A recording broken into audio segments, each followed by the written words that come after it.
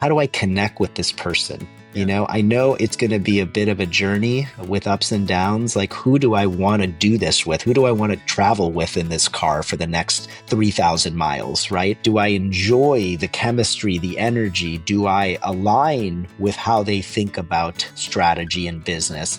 So there's like a part of it that's honestly just like, it's matchmaking.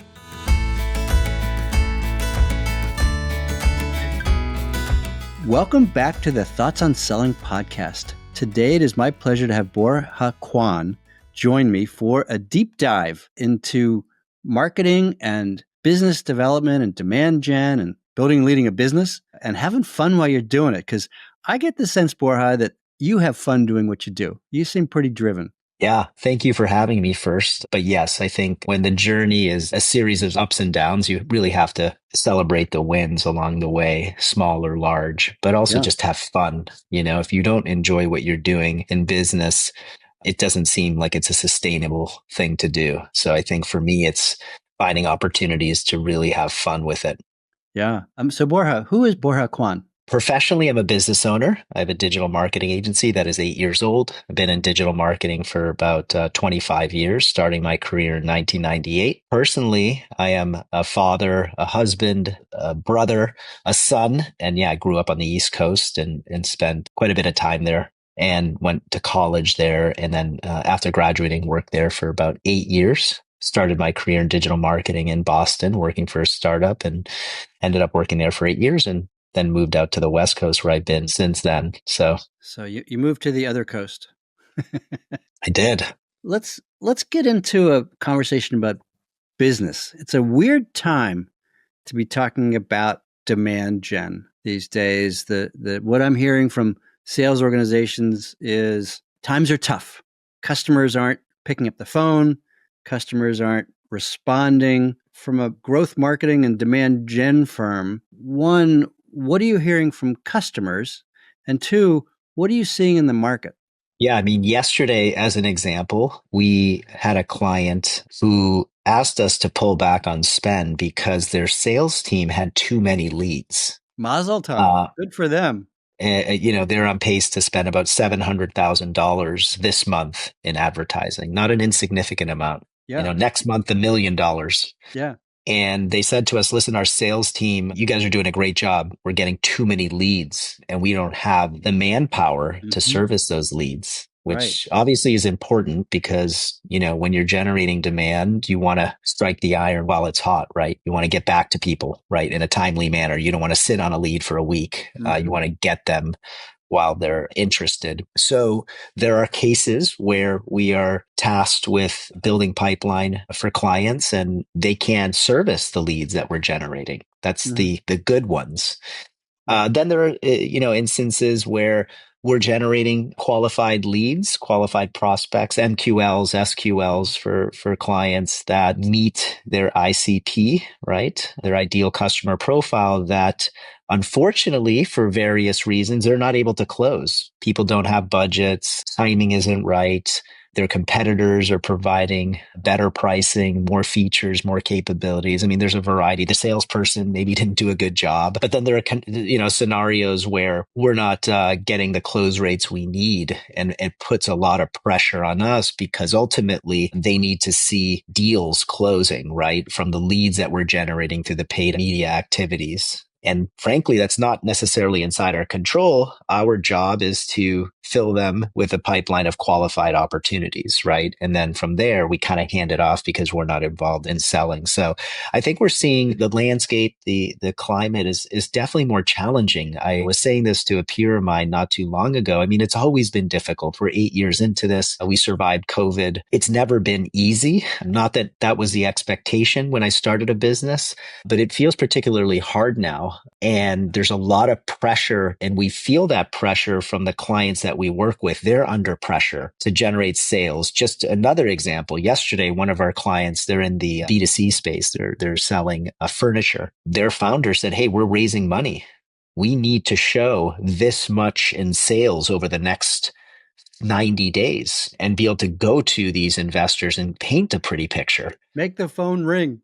And that comes back to us. We have to deliver that. right? Mhm. And so they're under pressure because they need to raise money. In order to raise money, they need a good story. Good story means sales, right? Without that, they're not going to have a lot of confidence in the business. Prospective investors, we have clients that are just, the people that we're interacting with are clearly under pressure, and that pressure trickles down to us as their growth provider. Right. Here's something I found years ago. I was running an outsourced marketing firm providing marketing services to professional services firms. And we did a revamp on the client's go-to-market strategy. We brought in a web designer, created a new website. We brought in a PR firm, did a lot of PR. We changed their messaging. And a few weeks after we rolled it out, I sat down with one of the salespeople and I said, "How's it going?" And he goes, "I'm not having any luck." And I said, "Really? What's going on?" He goes, "Well, I'm calling people and they're not responding." And I said, "What are you saying?" Right? Walk me through your pitch. And he had never adopted the new approach. And so my perspective at that point was I need to go deeper into the organization to make sure that people are doing what matches what the company is now saying. And that was a fabulous learning for me. I kind of moved from marketing into sales operations and into sales leadership, not as a result of that, but that was one of the things that caused me to make that migration. How deep do you go into your customers' organizations to help ensure that they're actually leveraging what you're doing for them? Yeah, that's a really good question. A lot of agencies will work with said client and say, hey, we're going to generate this many leads, right, on a monthly basis. That's their sales pitch, right? And they feel that that is all their responsibility is, right? And that's definitely one model. Our model is not that. It's really wait. That model is we're going to build it over here. We're going to throw it over the wall and tell us how it worked. Yeah, we're not really interested actually in how it works. We just sent you a lead and then we Yeah. go back to sending you more leads. So, they don't even ask what happened to that lead, right? We're the opposite. We actually want to understand the complete life cycle, right? So it's, we send a lead. Well, we want to understand who is the ICP or ICPs. Let's learn as much about them as we can. Let's come up with good offers, good messaging. Let's test different types of offers, right? White papers, demos,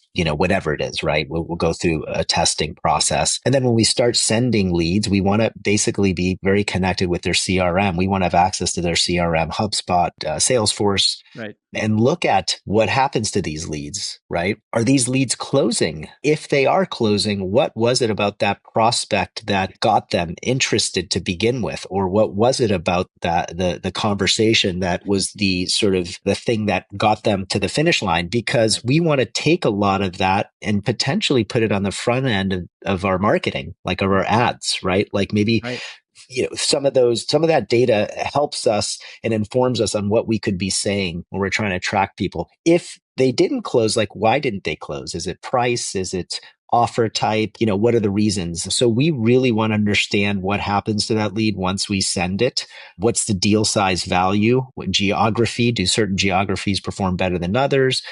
Are we getting bigger deals from certain parts of the world than others? Like just as much as we can learn about the leads, we want to learn that because it informs us from a marketing standpoint on how we could be doing better. Right. When I ran sales at By Appointment Only, our model was customers would train the delivery team on the ICP.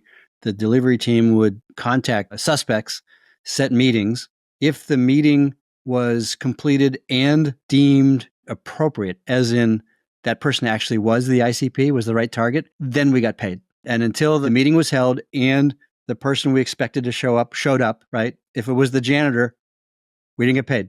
If it was the right person, but no one had budget, yeah, we get paid. But our success was tied to the success of the individual activity. We had some skin in the game on that from that perspective. You have to be aligned, right? So for us, we know as a business, the only way we retain clients is if that we are truly aligned with the success metrics. And the success metrics, maybe an early indicator of success is a lead, right? Mm-hmm. But then that lead moves through the process, right? And it gets qualified. Then people set up a meeting. And then does the meeting actually take place or not? Right? Do they send a quote or not? Like there are all of these things that we want to really understand because our goal is to get them to close as many deals as possible. We want to fill them with a pipeline of qualified prospects. But beyond that, we really want to make sure these are closing because close equates to revenue. And that ultimately is how they look at a return on investment, right? True return on investment when they're doing the numbers.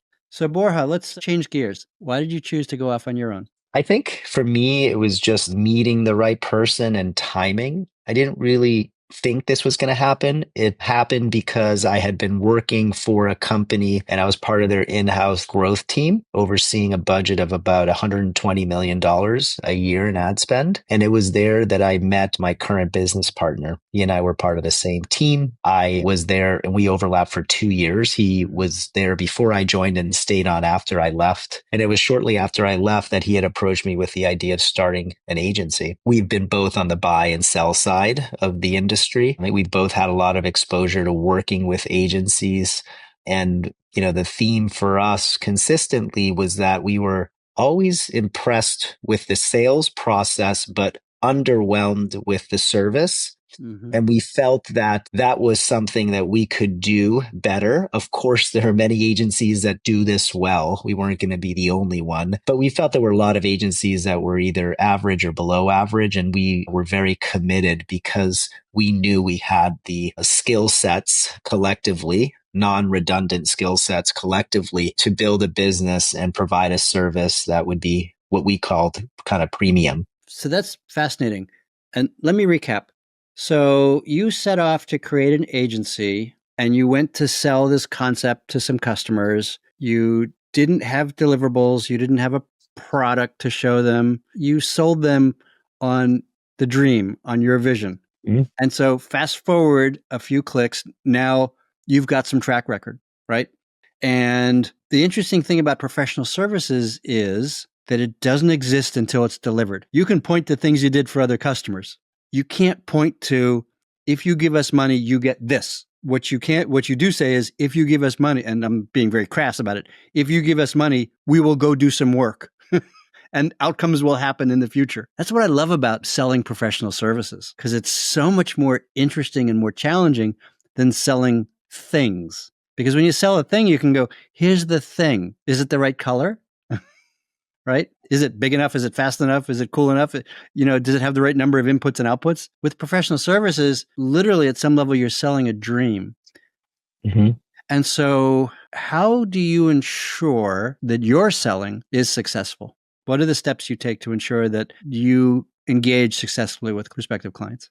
And just to be clear, I would be fine if it were easier. You liked that it was challenging and something else. I'm totally fine with not having it be challenging. If it were easy, I would be very happy to. I wouldn't complain. But hey, if it were easy, more people would be doing it, right? So there's that. That is true. That is why it is not easy. But yeah, I think you're absolutely right. You know what you're getting when you buy a book or you buy an iPhone, right? It's tangible. You're getting what you think you're getting, right? I think professional services is, to your point, you're selling sort of a future state. Mm-hmm. Number one, we have the benefit of having grown our business based on referrals. So what I will say to you is that really helps. If Lee introduces me to someone in his network and he says, I have worked with Borja and Four15 Digital for 3 years and they have helped my business grow. Your friend or colleague or peer right there is not a cold lead, right? They are warm, semi-warm, hot, depending on your relationship. But if they literally do anything you say, you refer a landscaper, you refer this, they're like, I'm just going with Lee. I have people in my network that when I refer a pool guy, they're like, if Borja approved him, I'm just going with him. I don't need 2 other bids. And the reason for that is there's this wall that people build up subconsciously of, I'm not interested. I don't want to do that. I don't want to take the time. I don't know how to measure the risk. And if I don't know how to measure the risk, I can't manage the risk. And if I can't manage the risk, I'm out. So I was house shopping with a friend of mine who's thinking about moving to our area. They looked at a house and said, we would need to do this. And I said, I got a guy, right? That warm referral. I got a guy. He'll take care of that. And they went, oh, phew, right? Same, just exactly as you described. So much easier. So in the absence of that warm referral, I'm not asking for secrets, right? I do refer to this as the special sauce. Yeah. In my experience in selling professional services, there's a special sauce that we use. It's the repeatable processes of every time I pitch a consulting project to a customer, here are the steps that I take to ensure that we've got the right information in place, that we've got the right people in the room, that we've got the right goals and outputs. identified, and we've got the stakeholder feedback. If I skip any one of those, then we're much less likely to get to where we want to get to. Part of it is also helping the customer to feel like this is a no-brainer. And by no-brainer, it's we know how to do this. We've done this. When I launched a new platform at Oracle years ago, not long after we first started engaging with prospects, one of my senior SEs said, well, we've never done that before, but I'm sure we can figure it out. It's like, what? And so this was Oracle, right? Yeah. It was a big company. And yeah, we sure could figure it out. But I saw the disbelief go up on the prospect, right? You want to do what to my IT organization? And you're going to figure it out? Maybe? Like the risk perception just went through the roof. Smaller organizations like yours and mine and others, we can't say that to a customer. We just can't. No. What they want to hear is, we've done it before. We have a repeatable process. We know what we need from you. We know what we need to do to make this successful. Again, it's that risk perception. And usually it's not even conscious. It's the customer thinking, should I do this or not? If I don't do anything, what's going to happen? If I go with Borja, what's going to happen? If I go with a competitor, what's going to happen? If I do it internally, what's going to happen? And so that's what's going on in their mind, right? With all IT projects, and even with what you do, when you deliver those campaigns, at some level your work is done. That's when the customer's work starts. When software is purchased and implemented, salesperson's job is over. The customer's job starts, right? How does this work? How do we actually get value out of it? Same thing with what you do. Now they are getting a flow of prospects. Now they have to start feeding those MQLs and hopefully SQLs into the hands of salespeople. So what's your perspective on that? How do you ensure that your organization's selling activities actually deliver the results that you want? Yeah, I mean, even with a referral, by the way, there is a huge amount of distrust with people when it comes to agencies. And the reason for that is because they have had negative experiences in the past. And so I hear this all the time, right? So we already, even by a referral from you, a lot of people will say, I've worked with an agency and they said all the right things during the sales process, but then when it was time to deliver, there was a mismatch. It didn't correlate. So I think because of that, we're kind of already sort of fighting an uphill battle, right? Because people don't necessarily want to work with an agency. They may want to build a team in-house, right? And we know how well that works. Let's build a one-off without any prior experience and see how it goes. I know. I feel like, not being biased, but there's so much advantage to hiring an agency, but, not everybody sees it that way, right? They think they have more control because that person is sort of sitting next to them They do have more control. They have a whole lot less experience bringing to bear, and they don't have repeatable processes. Exactly. And my point of view is I see the relationship between an employee and an agency very different. Employees are not worried you're going to fire them every day. You can't just fire people, at least in California. It's hard to get fired, frankly. When you're an agency, you feel like they will, it doesn't matter. So why that's important is because we are working very hard every day to prove our worth, to earn their trust, and to deliver results. Like, that is just something we have to do day in and day out to retain business. Right. When you're an employee, it's comfortable, right? And so we are very sort of numerically assessed, right? As a business, that's how we are assessed. Did you deliver? Did you not? I like you. And when we had dinner, it was fun. And when we played golf, it was fun. And I like talking to you. But at the end of the day, the numbers aren't what they need to be. The last 3 leads sucked. So you're out. Yeah, exactly. What about the 50,000 over the past year? Yeah, they were okay. I know. But the last 3 exactly. It's the recency effect. For me, there's nothing proprietary, no different than what Google and Meta and LinkedIn and people that have access to these platforms. There is no advantage I have over anybody else or vice versa, because there's nothing proprietary or secret that I do that anybody else can't do. It really always comes down to execution and hard work, because all of us have access to Google and the learning tools available to us are equal. Nobody has a competitive advantage there, right? Borja, I'm going to push back on you on that. Rule number 2, it's okay to disagree. Like this. Tell me your point of view. I was involved in a startup years ago where what we were doing was building a platform for commerce in context. This was in the early days of e-commerce. And we were looking to drive B2C selling, mostly B2C selling, through conversations with links, right? Sounds so simple now, right? Every influencer does it all the time, every day. But back then it was almost rocket science. And what we found was that things that you wouldn't normally consider would have a dramatic effect on click-through rates and conversion rates. Things like background color, right? If it's green, people are more likely to click through than if it's red. And I'm making it up because I don't remember the details now. But so my pushback is there are people who go through the motions and do the work, and there are people that ask the questions why. In the same way, you'll find this fascinating. You may find it fascinating. Maybe you won't. We were doing outsourced marketing for professional services firms. And one day my partner came to me and said, here's something interesting. People that signed up for our clients' webinars and didn't attend are converting at a higher rate than people who signed up and did attend. Now, Lori was and is a master at playing with data. And she found that little anomaly because she was curious. And we came up with some rational explanations for it. Number one, you have to follow up with the people that didn't attend. And when you follow up with the people that didn't attend, then they have a one-on-one conversation, as opposed to the one-to-many in a webinar or seminar where they don't hear their question answered, right? And so they tune out, they decide this is not for me. In a one-on-one, it's more difficult for them to do that. And so what I saw was the curiosity of poking around and seeing, what are the correlations here? What can we do differently? How can we influence the outcomes? So my pushback, Borja, is not every agency is equal. Not everybody can do the same thing. Some do the basics. Others have people with curiosity that will delve deeper into the, why is this working better here than there? Why is this working better here on the East Coast and the West Coast? Why are these customers getting better results than those customers? And like the data is all there. It's a matter of looking at it and asking that question. 100%. So I don't think we have a different point of view. I think I wasn't clear in what I said, which is every agency has the same opportunity to learn about Google and Meta and TikTok. We all have access to the same sets of tools.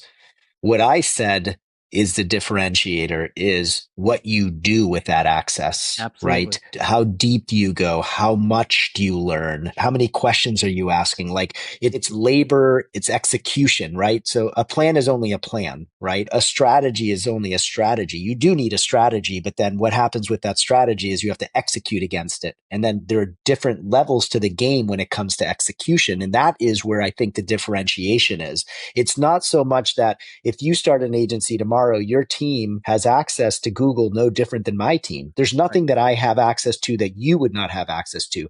It really becomes who's going to work harder, who's going to ask more questions, who's going to do more deep dive. Like there's all of these things that you have to do that requires time and effort that a lot of people just will have very sort of superficial understandings of things versus someone who's really in the weeds understanding the details, not only from the ad platforms that we have to learn how to buy on, but you have to go deep on the businesses that you work with and understanding the businesses and what their challenges are and what their goals are and what their product or service does and how their sales team is selling it and things like that.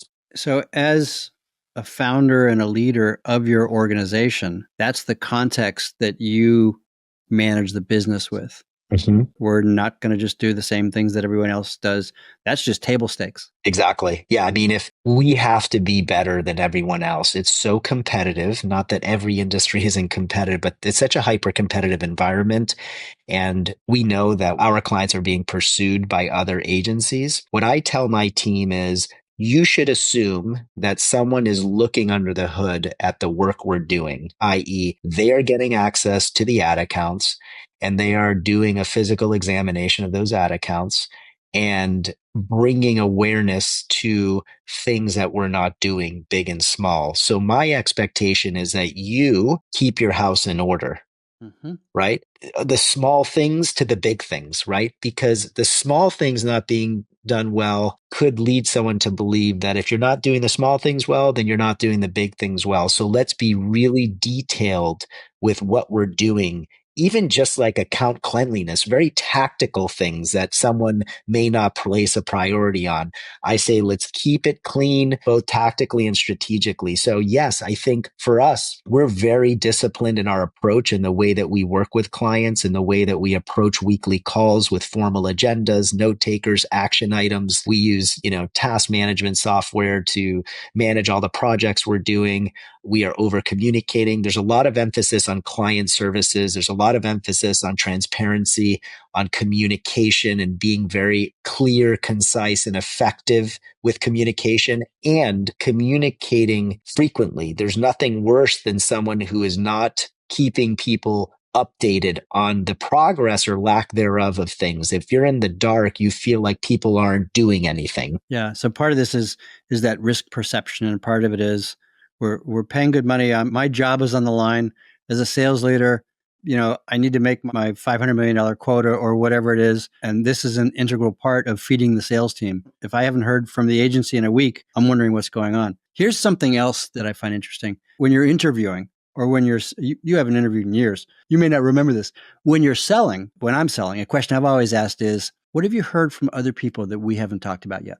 I think it's a very common question in selling, because you want to know, are there objections, are there concerns that you need to put on the table? I don't think people ask that very often once you're engaged. I tell my coaching clients, when you're selling a renewal or in between renewals, you might feel comfortable that you got a handle on that account, that you are lined up for that renewal. The reality is there's 50 other vendors vying to get in the door, and they are all offering different things. So the question of what have you heard that's interesting that we aren't doing for you today is a really interesting question. Well, animated video. Huh. Okay. Well, that's not something we've talked about with you. We do it with 20 other clients. When would you like to talk about that? You can use that as an opportunity to expand the footprint. And again, anyone selling professional services or technology should be asking that question regularly, because your competitors are offering that input of, you should do this. No, you should do this. No, you should do this. And some of it might not be wrong. It is a great question. I like it. We ask a similar, not exact question, which is if we were to expand our service offering, product or service offering, beyond what we do today with you, what would that be? What is missing, if anything, right? Where you might be getting it from someone else, right? What is that? Right, that would be complementary to what we're doing. So we kind of ask a similar, not exact question, but you're absolutely right. And we tend to get ahead. For me, I'm always thinking our clients or portfolios in a fragile state. When one of the questions I ask my team to answer for me on a biweekly account sync is rate your client, like 1 to 10 level of happiness. Yeah. 10 being the highest, 1 being the lowest, or it's 1 to 5. It's either way, it's the same thing. And then when they answer 5, I say, what are you basing that on? Mm-hmm. Like, what is the basis of you ranking them 5 or grading them 5? And many times they're like, well, I don't know, they seem happy. I'm like, well, we don't know. Like, we have to directly sort of talk to our clients through NPS or someone else or you. Like, we don't know. Like, how do you base that? Like, for me, if I were to answer that question, the reason I know it's 5 is because I didn't ask the question directly, but I know our goal was to generate 120 MQLs this month, and we delivered 320, and the client said that we exceeded goal. That would be a good basis for assuming someone is happy. Not entirely, but if you're meeting or exceeding goals and you're very clear on what those goals are, and we're over delivering and the client has said, great job. Okay. Like, that's a good basis, but just like not knowing, you need to have some data point that supports the 5. It can't just be, well, they haven't complained or they haven't said anything bad. Right. So I think getting ahead of renewals is really important, and asking those questions. It's very sort of intelligent, because again, I just assume they're not getting a renewal without some work. Like, we have to be ahead of it. We have to ask the right questions. We have to make sure that we're understanding what their goals are. And then the one question I always want answered is, how do they evaluate success in this partnership? What is the metric? What are the metrics that they're looking at to determine this is a successful partnership, so that I can at any point in time know where we stand? Right. Based on your business and my business and the business of many of the people I work with, I'd say that there's no such thing as steady state. Their businesses always wax and wane, right? They may need to end Q1 strong. They may have a new product launching in Q3. They may be acquiring a company and need to turn down the external flow of new opportunities briefly, so they can do other stuff. They can pay attention to other things. And I find that asking those questions and being proactive helps a lot, because otherwise it's, oh, by the way, we're launching a new product in 2 weeks. This is what we need. It's like, well, we should ask you that 4 weeks ago. I never want to be surprised. I would Right. prefer to know what the deficiencies are, what the issues are in advance, which is why we do sort of NPS and we Hmm. really persistent with getting 100% a response rate because I think it's just a way to get feedback, right? My feeling when it comes to relationships and how I've been able to develop relationships with people over the course of my 26 or 27-year career is really having a lot of sort of direct and open conversation. Like, unless I know what I'm doing wrong, I can't correct it. I'm going to try to anticipate it, no, but I'm not always able to do that. So if you can give me the opportunity and express what it is that's missing or what we're doing wrong or what we could do better, I'll put a plan in place and we'll get it fixed. Right. It's amazing how NPS can drive your perspective on health and then the direct feedback. And I'd like to ask this question: what most surprised you recently? Mm-hmm. Either positive or negative, I don't care. Like, what surprised you? The series of questions around that help feed the development of the service. Because you hear things, it's like, well, I didn't know they thought that would be valuable. Yeah. Right? Turns out it's the most important thing we could be doing for them. And for us, it was just like a little side thing. And so constantly asking the customer for that feedback, both quantitatively and qualitatively, is really powerful. There are times, by the way, that people unfortunately will say one thing, but their actions are different. So we've had people say, no, everything is great. And then, a week later, they're like, oh, we're canceling. Yeah. It's always confusing. It's like go on this great date, have a bottle of wine, you're holding hands, you walk to the park. It's, great night. And then the next day you don't hear anything. I don't know what that's like. I'm married. I haven't dated in many years, but it's kind of like I'm not, clear. You told me things were great. And then 2 weeks later you're canceling. Well, so Right. It's not us, it's you. yeah, exactly. That's how it goes. Yeah. So there are instances like that where we don't get the opportunity because people basically said, everything is good when we solicited feedback and then their actions basically tell us something else, right? Which is fine. And sometimes it isn't you, sometimes it is them. And sometimes they're, the person's sister-in-law is now selling a competing service. What are you going to do? Yep. This is why bigger pipelines are better than smaller pipelines. That's what we're trying for right now. That's exactly what we're trying to do. Borja, this has been a fabulous conversation. I think we've brought up some really interesting points. One is you have to look beyond the basics of what's your specialty or secret sauce. What do you do for customers? Not that's different from what everyone else does. When someone says we're different because, customer doesn't care about that. What customers care about is what do you do that we particularly value? Mm-hmm. Right. Here's how we help organizations like you deliver the best results.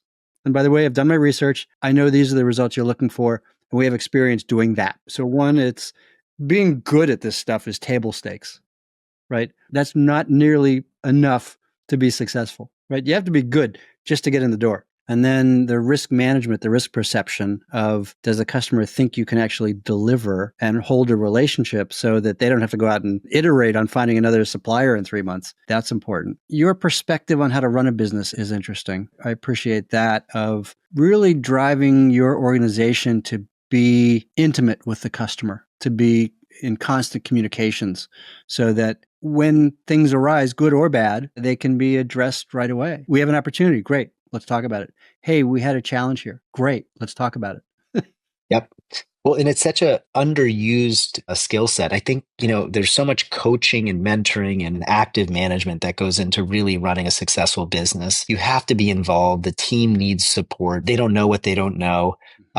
They think sometimes talking about the wins is bragging. And I say, well, we should all do more bragging. Yep. We should pat ourselves on the back because I learned a long time ago, nobody is going to look out for you the way you can look out for yourself, right? So you really have to bring things to light. And every day we should be talking to our customers. It doesn't have to be a lengthy conversation, but it could be something unrelated to business, but we should be making one touch point per day. And that's why I value the skill set of communication, sort of verbally and orally so much. I think it's the most important skill set you need in business is the ability to communicate effectively. So we place a lot of emphasis on that. And yeah, I think it's really important. And, clients are basically deciding who they can trust to take them to where they need to go. Right. And so a lot of times, in addition to everything you said, it's almost like, how do I connect with this person? You know, I know it's going to be a bit of a journey with ups and downs. Like, who do I want to do this with? Who do I want to travel with in this car for the next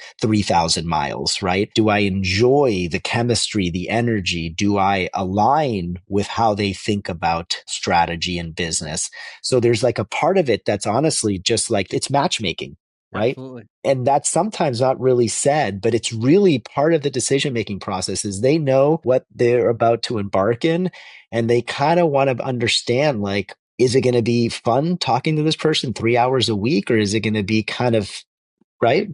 Honesty is really important. If you go to the doctor and you say, "Doctor, my arm hurts," and they say, "Well, let me take a look." No, I don't trust you to actually touch my arm.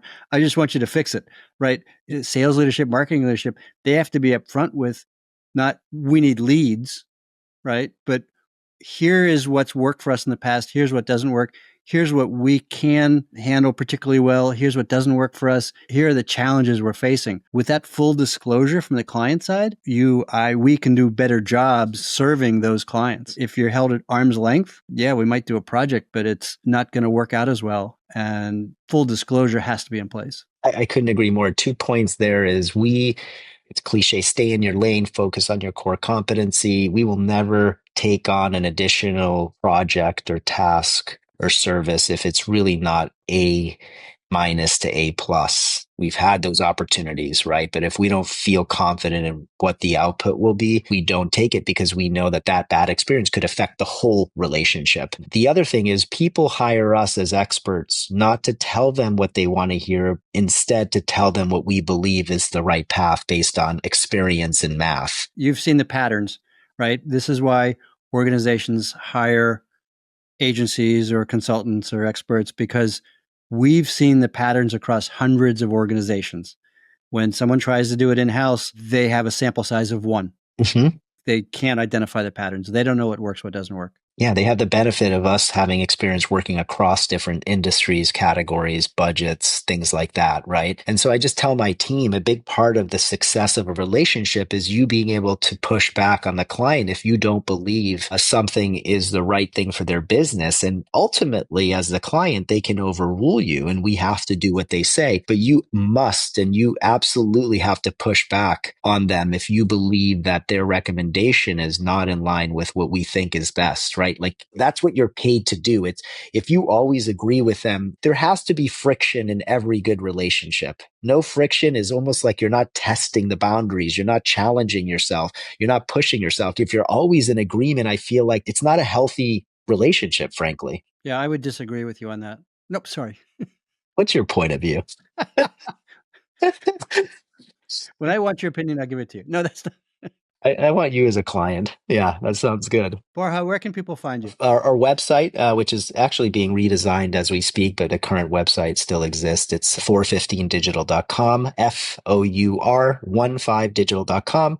Also on LinkedIn, on our website. If you're interested in having us do an audit free of charge of your paid marketing programs, fill out the free audit form there and we'll be in touch. Thanks again for the time. I appreciate you sharing your insights with the audience. Always fun to chat with you. We had a lot of fun on this one, which is my goal, plus a little bit of knowledge transfer. Really enjoyed the conversation, and thank you for having me on the podcast. Thanks, Borja. Pleasure.